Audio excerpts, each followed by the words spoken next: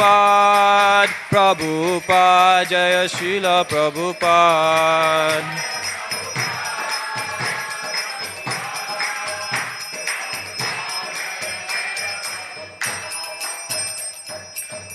Jaya Vishnupad Paramahamsa, Parivrajikacharya, Ashtarasata Shishimari, Divine Grace of Bhaichana Aravinda Bhakti Vedanta Swami Srila Prabhupada Ki Jai, Anantakoti Vaishnavrinda Ki Jai, Grantaraj Srimad Bhagavatam Ki Jai, Shri Shri Radha Gopinath Bhagavan Ki Jai, Shri Shri Jagannath Baldev Subhadra Maharani Ki Jai, Shri Shri Gaurnitai Ki Jai, Srila Prabhupada Ki Jai, Jai Nitai Gaur Premanande, Hare Hare Bo.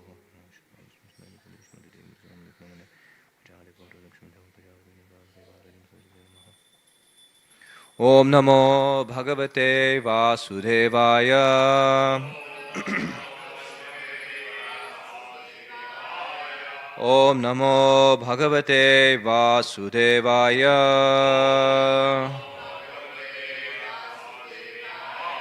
Om Namo Bhagavate Vasudevaya.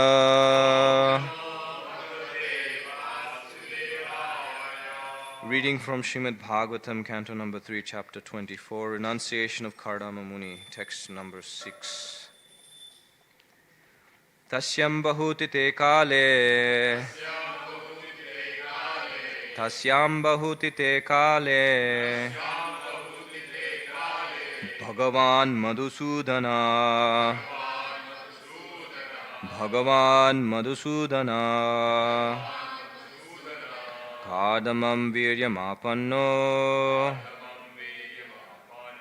Kardamam Viryamapanno,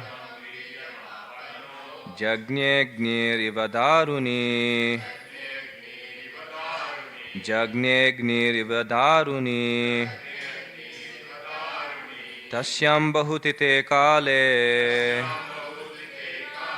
Bhagavan Madhusudana, Kardamam Viryamapanno,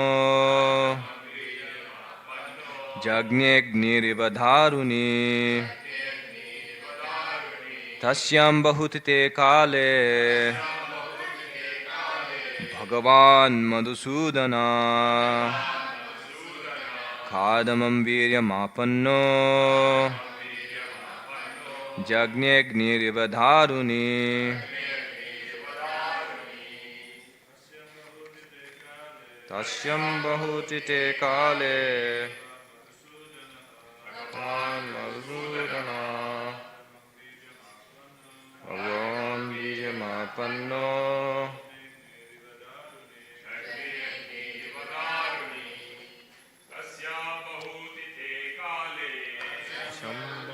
te kale, Bhagavan Madhusudana, Bhagavan Viryamapanno, Yagne Divadaruni, Tasyam Bahuti te kale, Bhagavan Madhusudana, Bhagavan Viryamapanno, Jagnegniriva Dharuni. Mataji. Tasyam Bahuti te kale, Bhagavan Madhusudana, Kardamam Viryamapanno, Jagnegniriva Daruni, Tasyam Bahuti te kale, Bhagavan Madhusudana, Kardamam Viryamapanno, Jagnegniriva Dharuni.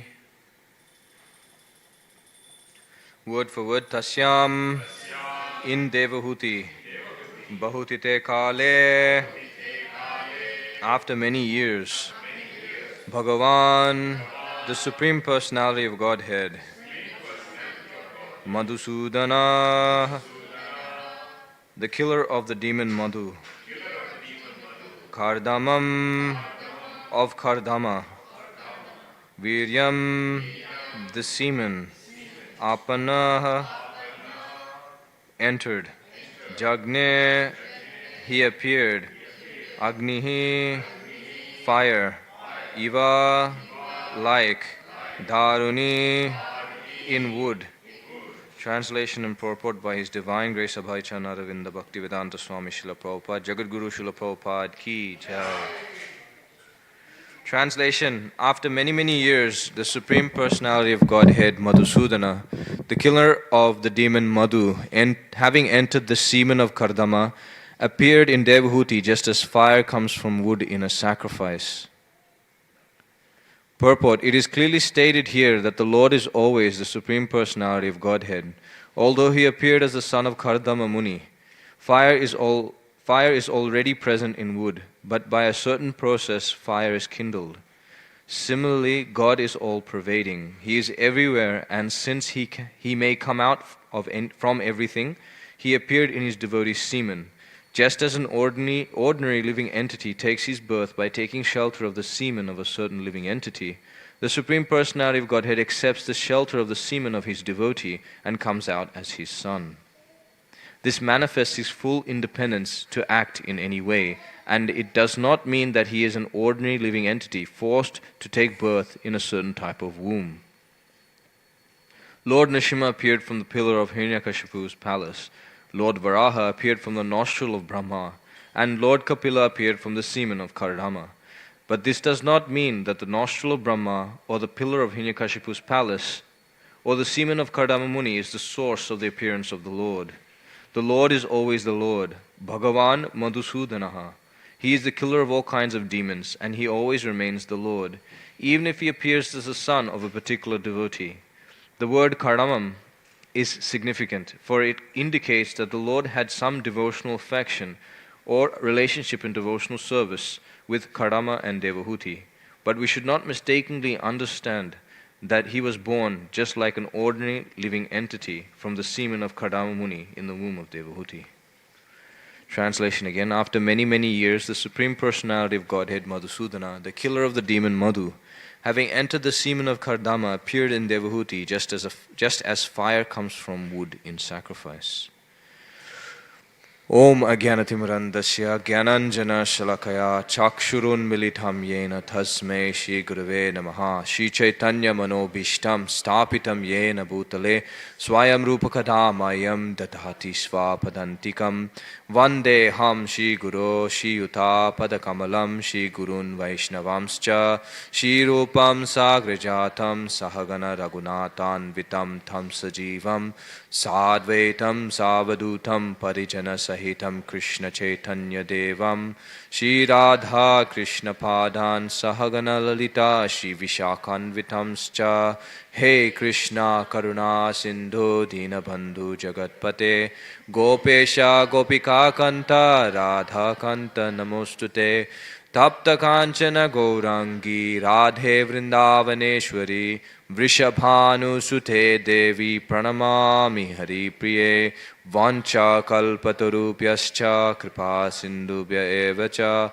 Patitanam Pavanebhyo Vaishnavebhyo Namo Namaha Jaya Shri Krishna Chaitanya Prabhu Nityananda Shri Advaita Gadadhara Shivasadi Gaura Bhakta Vrinda Hare Krishna Krishna Krishna Hare Hare Hare Rama Rama Rama Hare Hare Hare Krishna Krishna Krishna Hare Hare Hare Rama Rama Rama Hare Hare Hare Krishna Krishna Krishna Hare Hare Hare Rama Rama Rama Hare Hare Mukham karoti vachalam bhangam nagayate grim yat kripatamaham vande Shri Gurun Dinataranam Paramananda Madhavam Shri Chaitanya Ishwaram.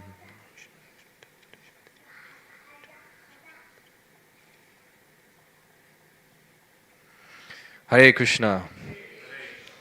Welcome to this morning's Srimad Bhagavatam class.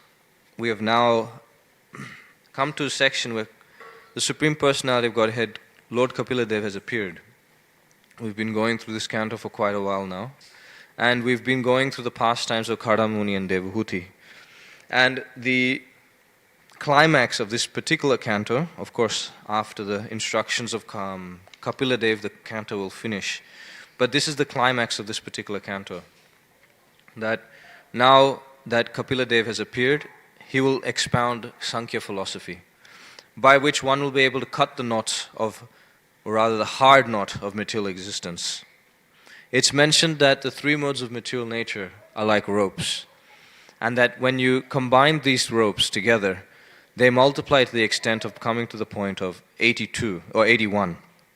So in one sense, Prabhupada mentions that these three ropes bind together and become 9, and these 9 further bind with each other and become 81. So you can imagine a rope with 81 threads.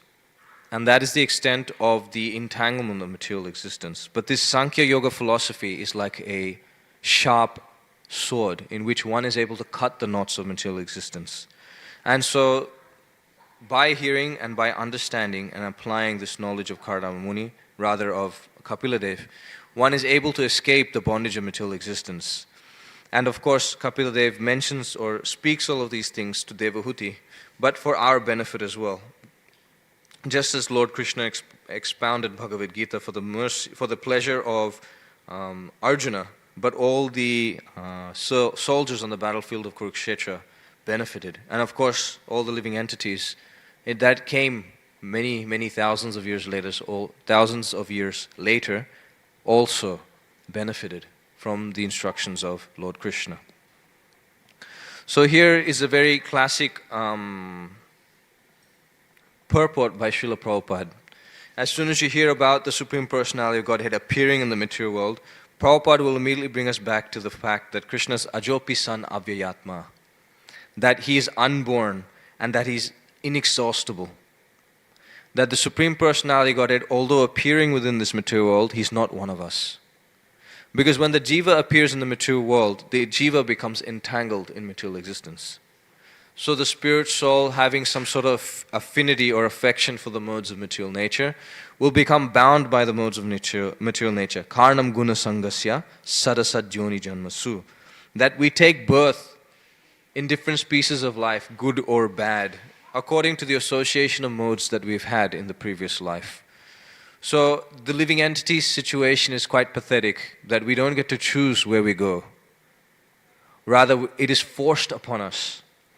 If the body of a dog is waiting for us, we have no choice but to accept it in the material existence. But the Supreme Personality of Godhead is not like that. Just because he appeared as boar, as a pig, still he retained his original personality of Godhead, his original position as Bhagavan Madhusudana. The word Bhagavan Madhusudana is used here because it's meant to emphasize that Krishna is not an ordinary living entity. That Krishna is the Supreme Personality of Godhead, the killer of the demon Madhu. And we read that in Bhagavad Gita, that Arjuna used this word to address Krishna in the first chapter of Bhagavad Gita. That he calls Krishna Madhusudana. And why does he call him Madhusudana? The Acharyas explain that the reason why he called him Madhusudana in this particular instance is that Krishna was urging Arjuna to fight. But Arjuna was thinking that you are Madhusudana, you are the killer of the demon Madhu, you're a killer of the demons. But my family members are not demons. Why are you urging me to kill my family members? Also, it's mentioned that he is from the dynasty of Madhu, Lord Krishna. So Arjuna is telling Krishna that you have not killed your ancestors such as Madhu. But why are you trying to ask me to kill my relatives and predecessors? And finally, another more esoteric or more flavorsome, rasic understanding is that Madhu is another name for the spring season, or honey, the sweetness of honey. So Madhusudana is one who defeats even the sweetness of honey, or defeats the beauty of spring. So this Madhusudana, this killer of the demon Madhu, Lord Krishna, is not an ordinary living entity. He is Bhagavan. And we know Parasar Muni, he explains what Bhagavan is. Does anyone remember what Parasar Muni explains or describes as Bhagavan? There are 6 characteristics of Bhagavan.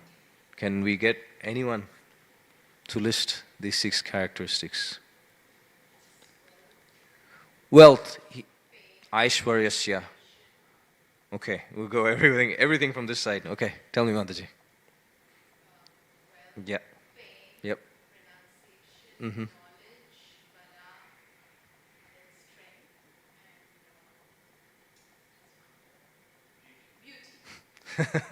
Thank you, Ru.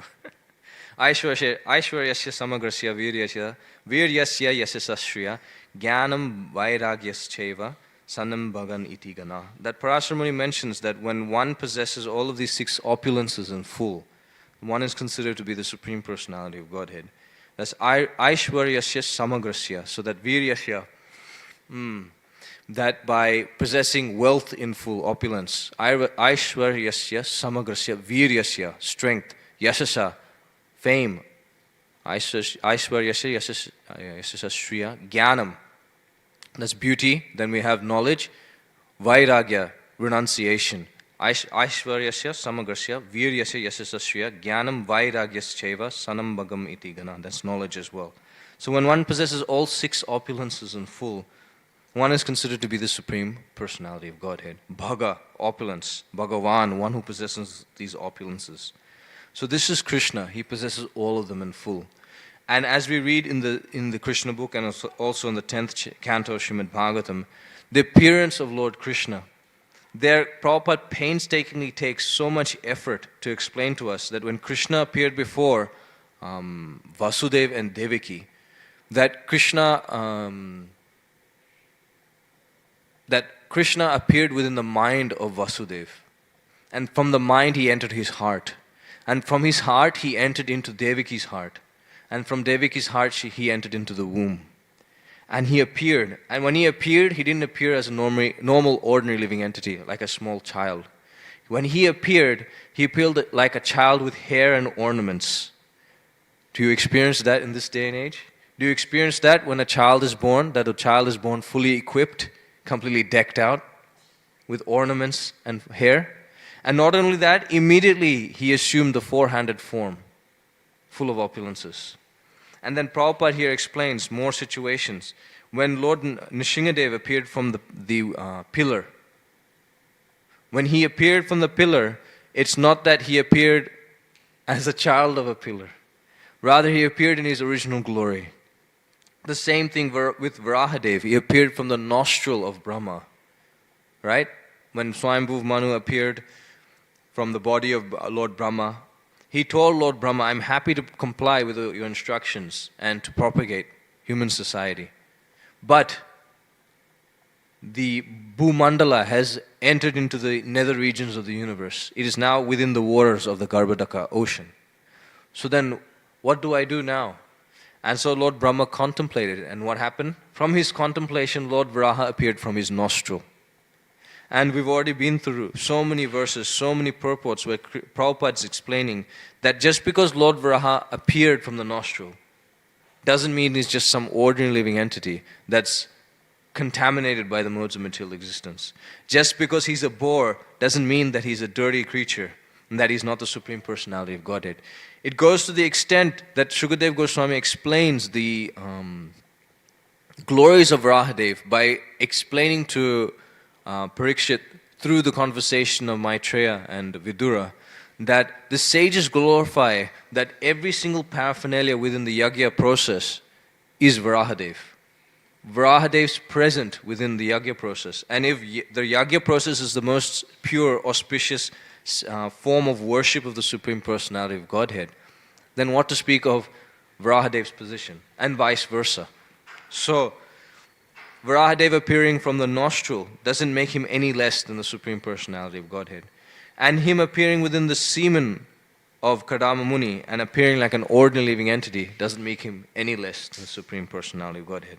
So this is being emphasized in this verse, that the Supreme Personality of Godhead, yada yada hi dharmasya glanir bhavati bharata abhyutanam dharmasya tadatmanam shijamyaham.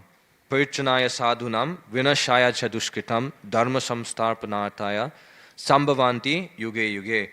We also hear in the Srimad Bhagavatam that the Supreme Personality of Godhead's incarnations are innumerable.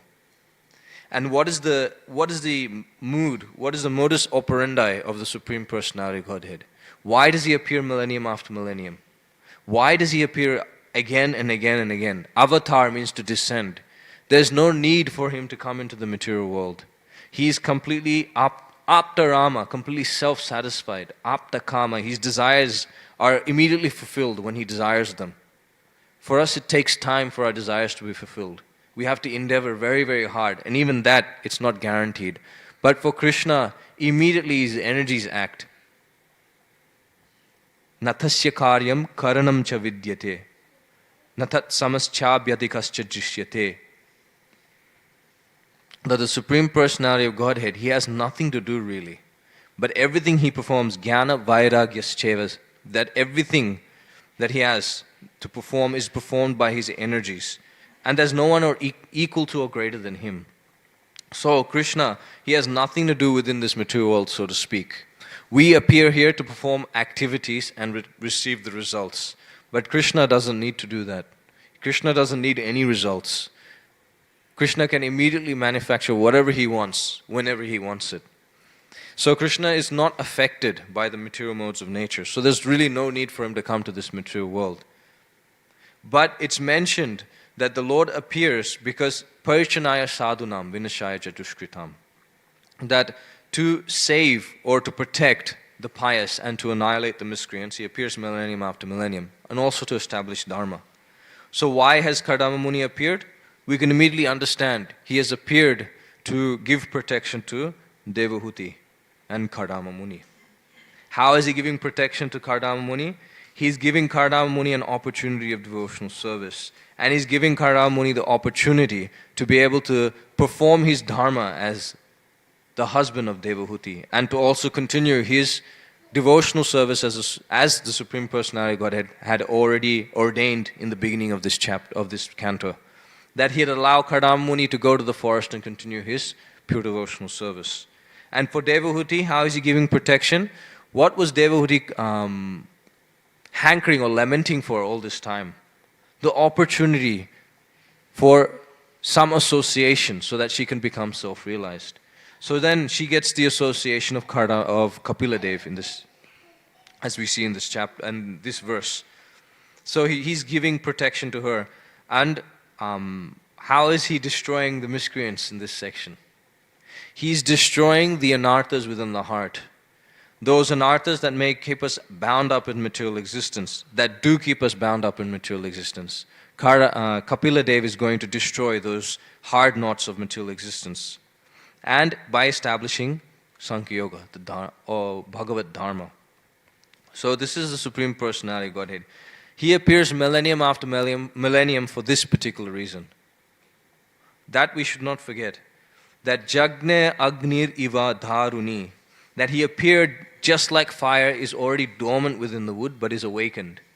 It's a very nice example to give because Krishna is present everywhere. Krishna is present within the atom and between every atom. Andantasta paramanu chayantarastam govindamadi purusham tamaham bhajami. That Krishna, his position is that he can become the smallest than the smaller than the smallest and greater than the greatest. Earlier we were seeing about Kardama Muni and how he was able to expand his mystic opulences to produce such a wonderful aerial mansion. But there Prabhupada makes the effort to tell us that these mystic opulences don't really disturb a devotee. What the devotee wants is something greater than that.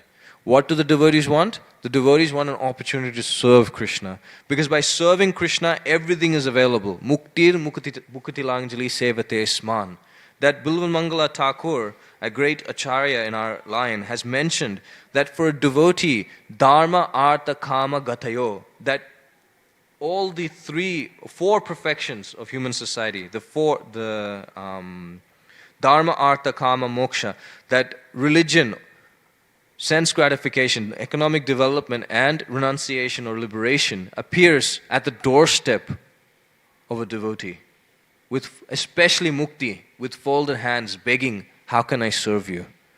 What does that mean? It means for the devotee, all of these things are readily available. There's nothing more a devotee needs to hanker for. Krishna immediately satisfies or arranges for one's material necessities to be satisfied or arranged for. Rather, what does the devotee require? The devotee requires service to the Supreme Personality of Godhead. Association of the Supreme Personality of Godhead. That rasa is what keeps the devotee going on and on and on. That relationship with the Supreme Personality of Godhead.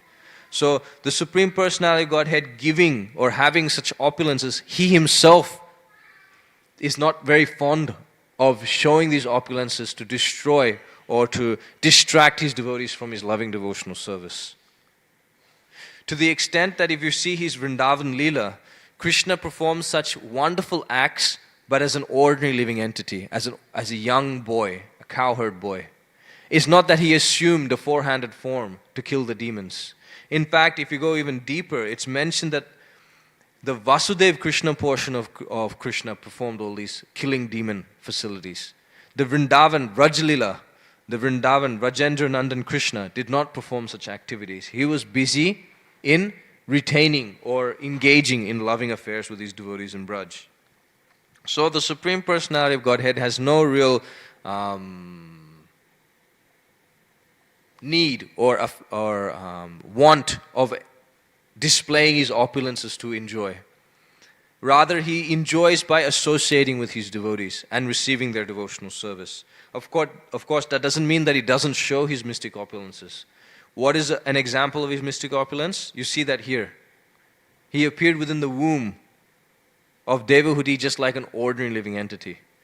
There is this notion that we have of the Supreme Personality of Godhead, that although He may be the Supreme Person, He can do everything, He's beyond material existence, He should not be able to do certain things. Right? This is an impersonalistic understanding. Why? Because when we talk about Krishna having no form, immediately we think He should not have form at all. But rather He has no material form. He has a spiritual form. He has a spiritual form. Satchit Ananda Vigraha. In the same way, when we say that the Supreme Lord appears in this world, many spiritualists have something against that. That how can the Supreme Person appear within Maya, within illusion? How can the absolute truth appear? So therefore, whatever or whoever you're worshipping as that avatar, such a person is just simply bound up by material existence. Such a person has taken a material body. It's not possible for them to enter into material existence. So that's, in a way, limiting the Supreme Personality of Godhead. So in that sense, impersonal understanding of the Supreme Lord is limited. Is not the complete understanding of the Supreme Personality of Godhead. By denying the opportunity or the ability of the Lord to appear just like an ordinary living entity but not be affected, in one sense what we are doing is limiting the Supreme Personality of Godhead. And in the other sense we're openly showing our envy and jealousy. That just see He's able to come and do whatever He wants, I should be able to also do whatever I want. Material world is mine, spiritual world is His, let Him go back to the spiritual world and enjoy. The material world is mine. This is the source of our suffering and material existence. But if we understand this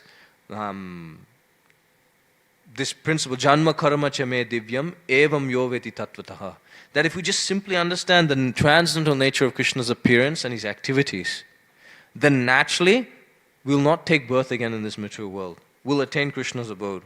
Why? Because we understand Krishna as the Supreme Personality of Godhead and we'll perform activities accordingly. We'll act appropriately. But unfortunately, if we don't have that full understanding, we're not able to act in that way. It is because of a lack of value or a lack of understanding or appreciation of Krishna that we're not able to fully take up to Krishna consciousness. If we fully valued what Krishna gave us, if we fully valued or appreciated Shri Shri Radha Gopinath's service, we would immediately give up material existence. We would immediately give up this desire to enjoy material existence. But we don't value it. What to speak of valuing what Radha Gopinath has given in their service? We don't even value the human form of life. We think the human form of life is everything. We think the human form of life is so long, but actually in the whole grand scheme of things, the human form of life is just simply a blip, just a fraction of a moment of the demigods. It is just a short period of time, but we are duped, we are tricked into thinking by the illusory modes of nature, by Maya, to think that we'll live forever. But it doesn't exist in that way. And because of that, we understand that we desire eternally, but this body is temporary and it's restricting our enjoyment. But Krishna, he should also be of that same caliber. This arises due to only envy and jealousy, nothing more. This envy must be destroyed. This hrid rogam, this disease within the heart must be destroyed. And the solution to that is given by Shukadev Goswami, that hrid rogam as apinoti achirena dira. How does this hrid rogam become destroyed very quickly? By hearing about Krishna's pastimes, by chanting the Lord's glories, by continuously associating with the devotees of the Lord. Gradually, mahat sevan dwaram ahor mumuktes. That this liberation from the material world? No, this liberation from the material consciousness will happen. And how does that happen? That happens by sadhu sangha. That mahat sevam dwaram ahor muktis. By associating and serving the devotees of the Lord. Because we're so foolish that we don't understand that understanding and hearing Bhagavad Katha or understanding Bhagavad Dharma goes hand in hand in service. We take service one side and we take sadhana or reading, swadhyaya, on another side. But actually both are one and the same. Sadhana means to serve the devotees of the Lord, because that is vijnana. That is application of your knowledge. Because you understand that on your own, it's practically impossible to understand anything to do with Bhagavad Dharma. In fact, we hear, and Ghanashyam Prabhu has mentioned this many times, that if one just simply reads Prabhupada's books, Prabhupada himself says that one risks falling down into impersonalism if one does not take shelter of the devotees and understand his books through the devotees. Why? Because one starts mentally speculating. You may read one thing, but we have this filter that's covering our vision. We are seeing this material world through a filter of a combination of the modes of material nature. Goodness, passion, and ignorance. So therefore, when one sees an object, one becomes attracted, whereas another person may not. Because they're not seeing that opportunity for enjoyment. So this lens in which we see the Prabhupada's books, in reading Prabhupada's books, unfortunately sometimes we fall prey to our own preconceived notions of how things should be. And if we don't regularly chant and read and hear in the association of devotees, it's very difficult to come out of that particular shell, that particular understanding, or that particular conditioning. Because the more and more we stick in that situation, the more and more we remain in the material world. And the next body we accept, what to speak of accept, the next body that's forced upon us, that body that's forced upon us, again we get stuck into that narrow consciousness, that narrow-minded, that this is it, this is how it's going to be, Krishna is like this, I am like this, and that's it. We put a false ceiling upon our head, and we're not able to progress in devotional service. But by hearing from devotees, let's take it from this angle. Each of us are individuals, right? Krishna says in the beginning of the Bhagavad Gita to Arjuna, that never was there a time I did not exist, nor you, nor all these kings, and never in the future shall we cease to be. So we are eternal, individual living entities, part and parcel of Krishna, right? That means that each one of us being individual is unique. Otherwise there's no meaning to individualism. We are unique. And what is that unique quality? Each one of us can serve Krishna in a way that another jiva can't. We have the facility, we have the ability to serve Krishna and give him pleasure in such a way another living entity can't. So by hearing from a devotee, we hear about their realizations, about their service attitude, the seva bhavana, the ability to serve the Lord in a particular rasa, a particular way that we'll never be able to conceive of in our existence. And by doing that, we are immediately given an opportunity to hear and read and associate with Krishna and his devotees and appreciate Krishna from a different angle. This is being unique. This is being individual. So when we hear Srimad Bhagavatam class, when we come to class and we have this mentality that, we'll only come for when the superstar Bhagavatam class speakers speak, when the comedians speak, that mentality is good. It helps us come closer to Krishna, to hear Srimad Bhagavatam, but it's not the best consciousness. The best consciousness is one that's imbued with raga. What is this raga? Respect, appreciation, gratitude, and affection. We must have these things in order to be able to fully grasp or fully appreciate Srimad Bhagavatam from the speaker. And why is that? Because the speaker is giving Krishna consciousness in a way that you probably would never be able to understand. An aspect. When Prabhupada instituted or established Srimad Bhagavatam class, he sent a letter out to all the GBC members and all the centers saying that we should now have Bhagavatam class in the morning.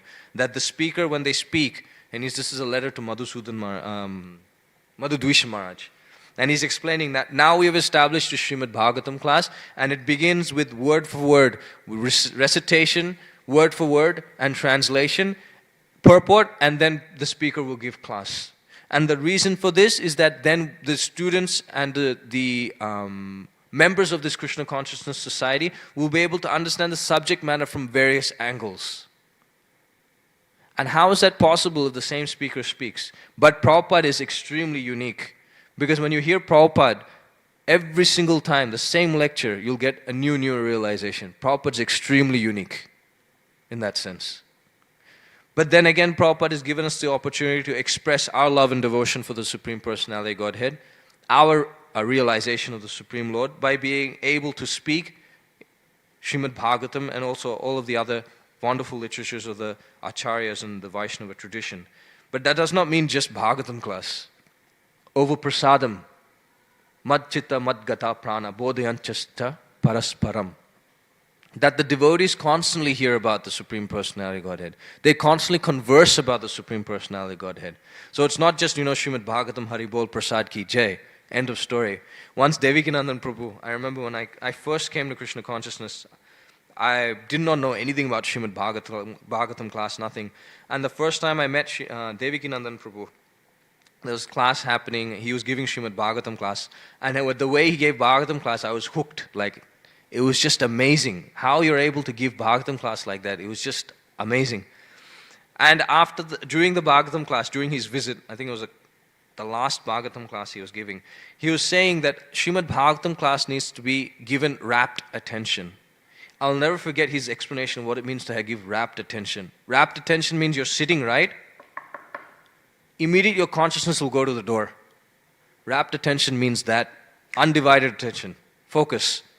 And he was saying that focused in such a way that when you hear Srimad Bhagavatam, after class you should just simply speak what you heard. Not that you go and speak Prajalpa, and of course I can't imitate what Prabhuji said, but he imitated how you'd go and speak Prajalpa during Prasadam. That this happened, that happened, this happened at work, I'm earning this much, that sport, this, that, all of the other topics. But rather you should describe what you heard in Srimad Bhagavatam. You should digest, you should assimilate what you've heard in Srimad Bhagavatam class.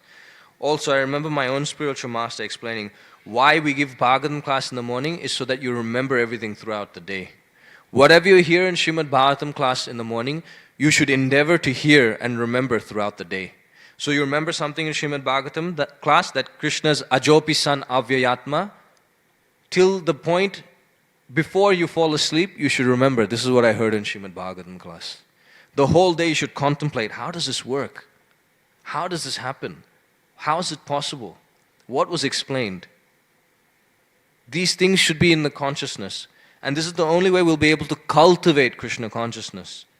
Rupa Goswami mentions of the many characteristics of pure devotional service. One of it is cultivation. It's an endeavor from our part. We must make the endeavor to cultivate Krishna consciousness, which means that we should accept what is favorable and reject what's unfavorable. Therefore, Rupa Goswami has given us the nectar of instruction, the very basic principles of devotional service. to guide us and to train us to come to the point where every moment we're cultivating our Krishna consciousness.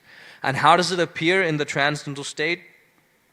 In the transcendental state, the appearance of cultivation of Krishna consciousness is that the pure devotee, the Paramahamsa, will always think what will give Krishna pleasure.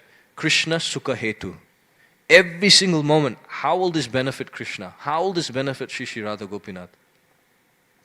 And we won't understand this unless we're in the association of devotees. And if we're in the association of devotees, the devotees won't want us to serve them. But gradually what happens is that the devotees are constantly engaged in the service of the Lord. There will be a opportunity, a window of opportunity where we can serve the devotee by helping them engage in their service to Shri Shri Radha Gopinath. And by doing that, we benefit manifold. How will we benefit? We're serving Krishna. We're serving the devotee. We're pleasing the devotee. We're pleasing Krishna. And naturally by pleasing Krishna, Yasya Deve Para Bhaktir, Yata Deve Tata Guru, Tasyeva Katita Hyata, Prakashante Mahatmana. Everything that needs to be known will be immediately revealed within the heart. You don't need to endeavor extraneously. Right? You don't need to bang your head against the wall to try and understand something. Like, for example,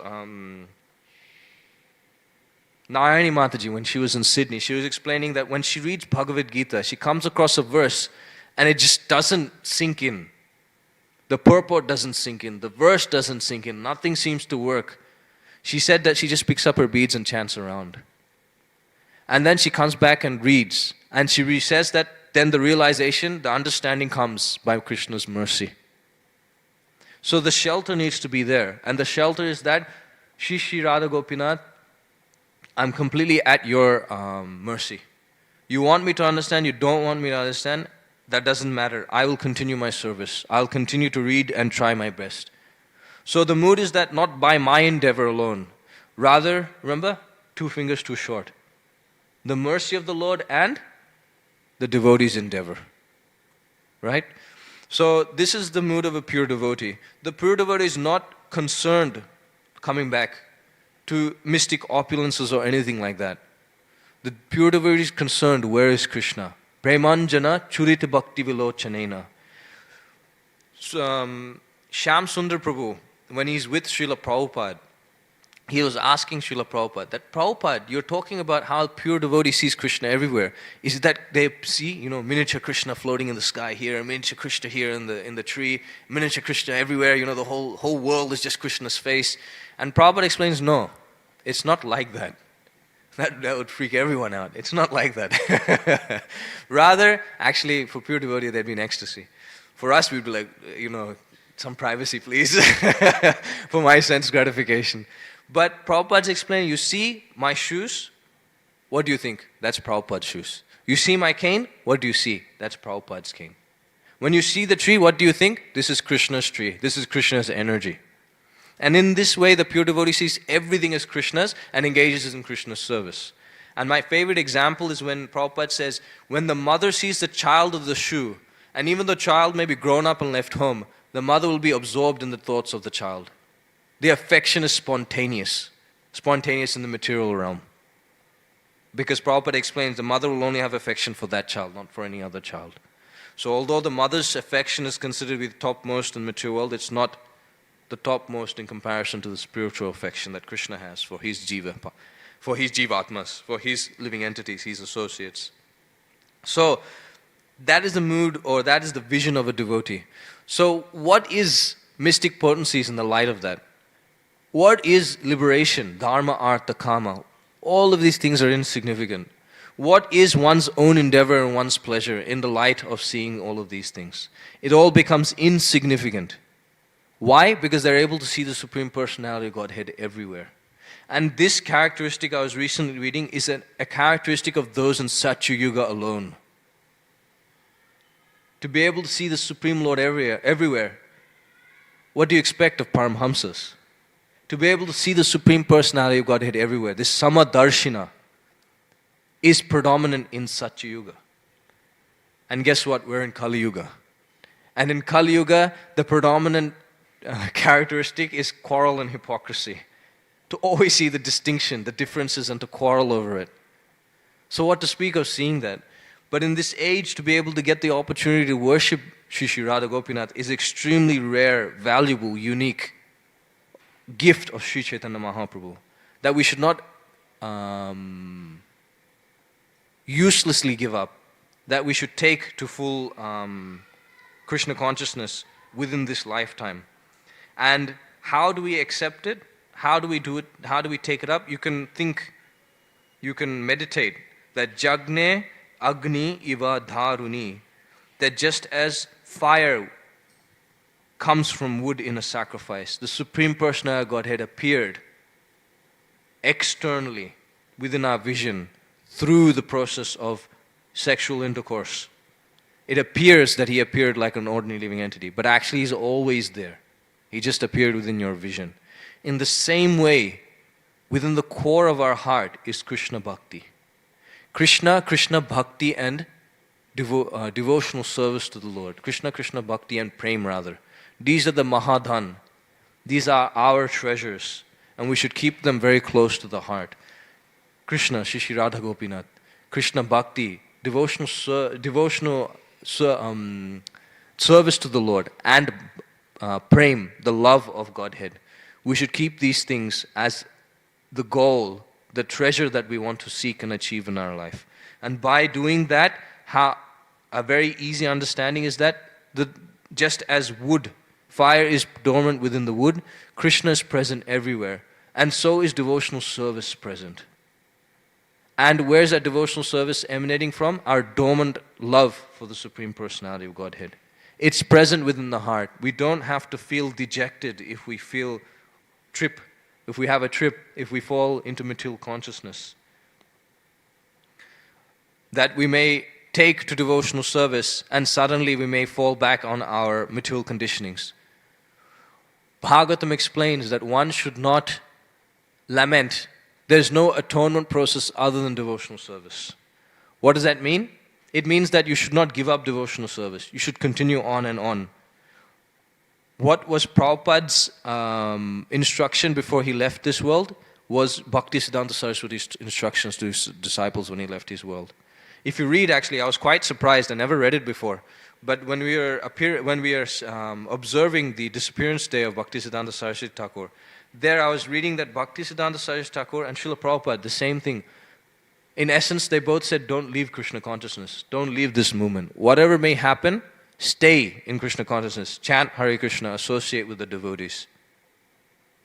And they were not just saying that, they were imploring their disciples that you please don't give up. Why? Because the ultimate goal is Krishna. Whatever we go through obstacles, they're temporary obstructions. And we're meant to overcome them. Where we will not be given anything that we can't overcome. If at any time we feel so weak, it's an opportunity to engage in serving the devotees, taking shelter of the devotees, taking shelter of Krishna. So, here's another angle you can understand. That just as Krishna appears, because he is like fire within wood, so is our devotional service. That we must have that resilience to overcome. Of course, we don't be rascals. Prabhupada says, first time, okay, Krishna forgives. Second time, Krishna forgives. Third time, okay, fine. Fourth time, okay, you're a rascal. Krishna will not take nonsense. So we must understand that Krishna is willing to accept. Because Krishna understands how contaminated we are. Krishna understands how insignificant we are. Krishna understands how what's the word? Minute or that our devotional service is not going to be completely pure, contaminated. Krishna understands our position. But what Krishna is looking for is for that endeavor, that desire, so that he can reciprocate in full.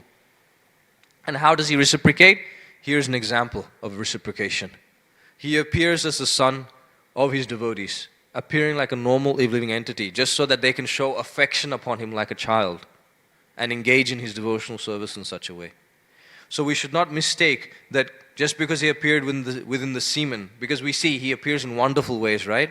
Within the pillar, from the nostril, from the heart, in one instance he flies in from the sky in Nrsingadev's Leela.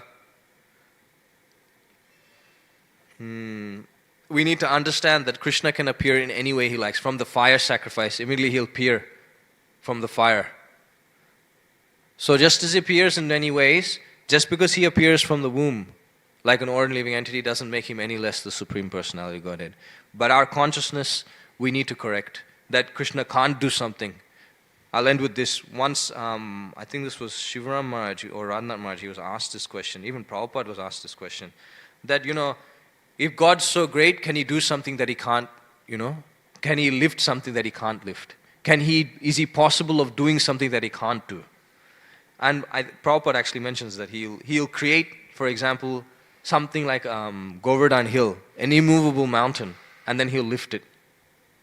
He's completely able to do anything and everything. So we need to understand that's what it means to be absolute. Janma karma cha me divyam. You understand this nature of the Supreme Personality of Godhead, then you'll be free from material existence. And this is just the beginning of Kapila Dev's instructions to Devahuti. So there's much to learn and much to look forward to in this chapter. So I'll end here. We simply talked about the Supreme Personality of Godhead's transcendental position and the transcendental position of his devotees. Are there any comments or questions before we finish? Yes, Prabhu.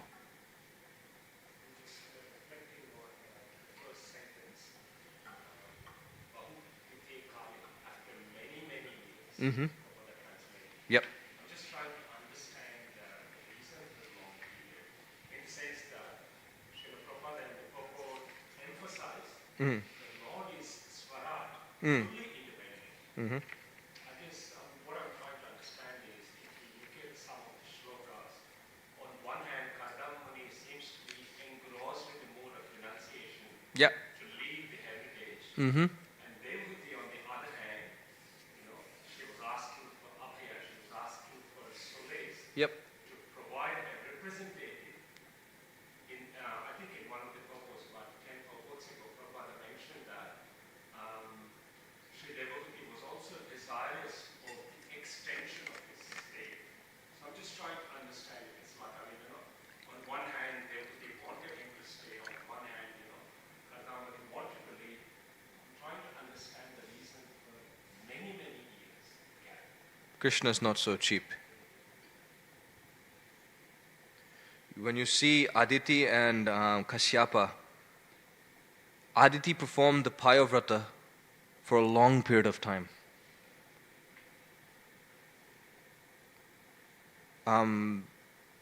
If your concern is that why it took so many years, well, in one sense, Devahuti got the association of Kardama Muni for a longer period of time, and Kardama was able to perform his duty in giving protection to Devahuti. Another thing is that what we need to understand is that this is the third text of this chapter. I suddenly remembered when you were asking the question, that the translation goes, "You have undertaken sacred vows, God will bless you, hence you should worship the Lord with great faith through sensory control, religious observances, austerities, and gifts of your money in charity." And Prabhupada says here that Kardama Muni advised his wife, "You have to factually engage in devotional service with austerity and penance, following the religious principles and giving charity. Then the Supreme Lord will be pleased with you and he will come as your son." So the Lord chose to appear after many, many years to reciprocate with Devahuti in that way. For Devahuti, in one sense, it was her desire was fulfilled either way. She got protection, she got abhaya, she got the association of her husband for that long period of time. For Kardama Muni, whether he was there or not, he was more concerned with carrying out the orders and the instructions of the Supreme Person, and the instructions of the Supreme Personality of Godhead. So whether he was at home or whether he was out, for him, his concern was Krishna's service. So if your concern was why it took so many, many years, it should happen immediately because of the dire condition. Krishna can appear however he likes. Krishna appears in such a way to invoke the greatest devotional service from the devotee. And I'll give you an example. the question comes about when Krishna appeared in the 10th canto, why didn't he appear before Kamsa started persecuting all the Brahmanas and the sages? There the Acharyas mentioned that those advanced souls knew, of course, we'll still have doubt within our heart, but they knew that what difficulty that they were going through was for Krishna to enhance their devotional service